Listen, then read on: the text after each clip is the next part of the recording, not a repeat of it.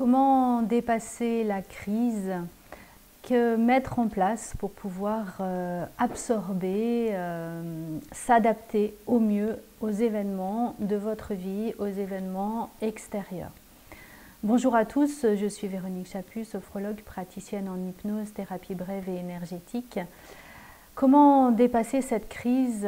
Comment dépasser votre crise? Quels que soient ces moments de crise que l'on traverse, elles sont peut-être bénéfiques pour vous. Et peut-être que ce nouveau point de vue peut vous aider justement à les traverser.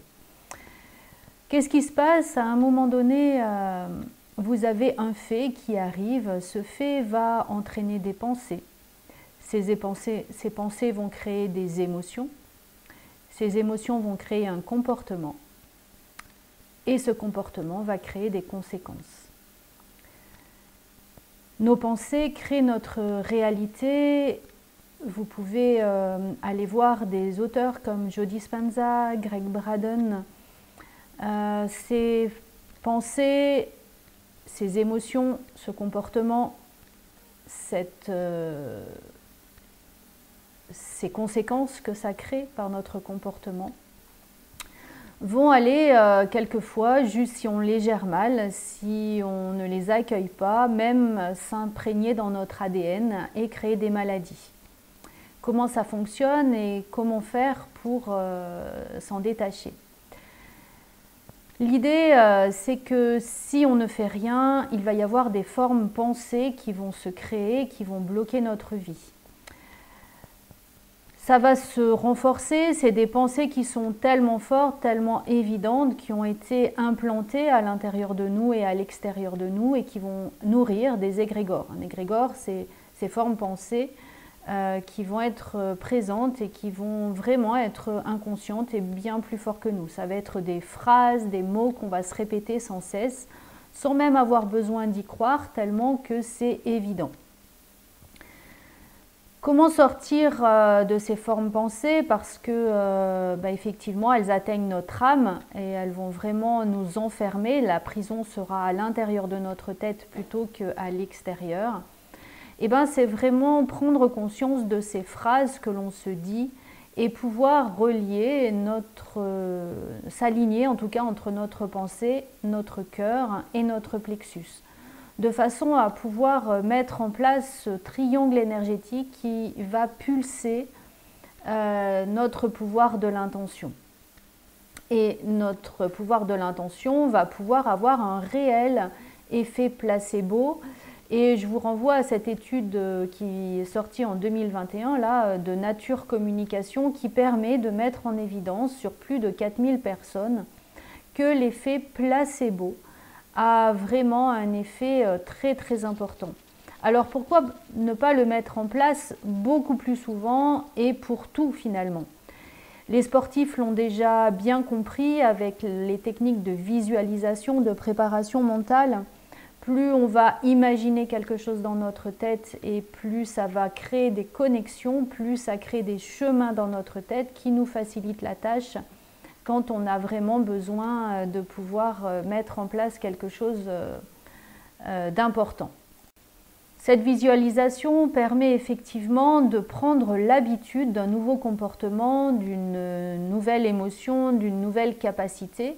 Et au fur et à mesure que l'on a pris l'habitude, quand un oral, quand la prise en parole, quand un examen va se présenter, tout simplement, ça sera beaucoup plus facile de pouvoir l'appréhender parce que votre cerveau aura déjà créé des connexions pour pouvoir mettre en place cela. Au niveau des maladies, si je suis convaincue que je peux faire quelque chose, alors je vais mettre en place les pensées, le comportement qui va me permettre d'atteindre. Idriss Aberkan le dit souvent dans ses vidéos que effectivement on peut avoir cette impuissance acquise, c'est-à-dire que par exemple comment maîtriser un éléphant juste avec une petite ficelle, c'est qu'à un moment donné on a implanté cette pensée qu'il était impuissant et ça c'est tout petit où on va l'attacher à un pieu où il va résister le petit éléphant prend conscience qu'il ne peut pas se détacher et au fur et à mesure, sa prison est dans sa tête et même si on l'attache avec une toute petite ficelle de rien du tout, pour lui, il ne peut pas, il est impuissant, il ne peut pas sortir de cette prison. Combien de prisons avons-nous implantées volontairement ou involontairement dans notre tête? Combien de prisons ont été implantées par nos proches de façon complètement involontaire, ont peut-être souhaité maladroitement nous stimuler et par tu n'y arriveras jamais de cette façon-là, ou mais tu vois bien, t'es nul, mais fais des efforts. Nous mettons cette prison dans la tête avec cette impuissance qui est cette forme pensée qui se sera implantée, qui se sera développée. Donc c'est vraiment très important de pouvoir prendre conscience de qu'est-ce qui nous anime et de pouvoir effectivement dépasser ces moments-là, ces moments de crise qui vont être salutaires, puisque chaque fois que vous aurez dépassé cette crise, vous serez bien plus fort pour pouvoir dépasser d'autres crises et vous aurez mis en place cette possibilité de vous aligner entre votre pensée, votre cœur et votre plexus par le pouvoir de l'intention et de la visualisation. L'intention, c'est juste j'aimais quelque chose.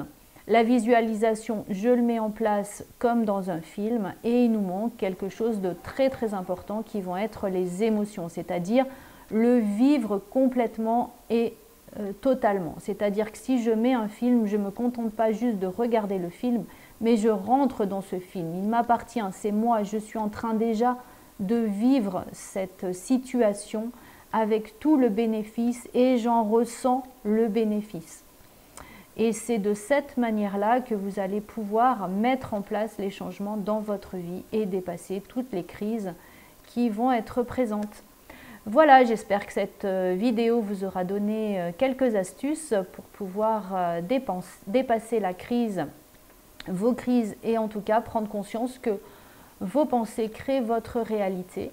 Et dans la prochaine vidéo, nous regarderons comment accueillir les émotions, comment pouvoir s'en servir et se servir du pouvoir de notre pensée. Belle journée à vous et n'oubliez pas, si cette vidéo vous a plu, likez, partagez et bien sûr abonnez-vous à ma chaîne.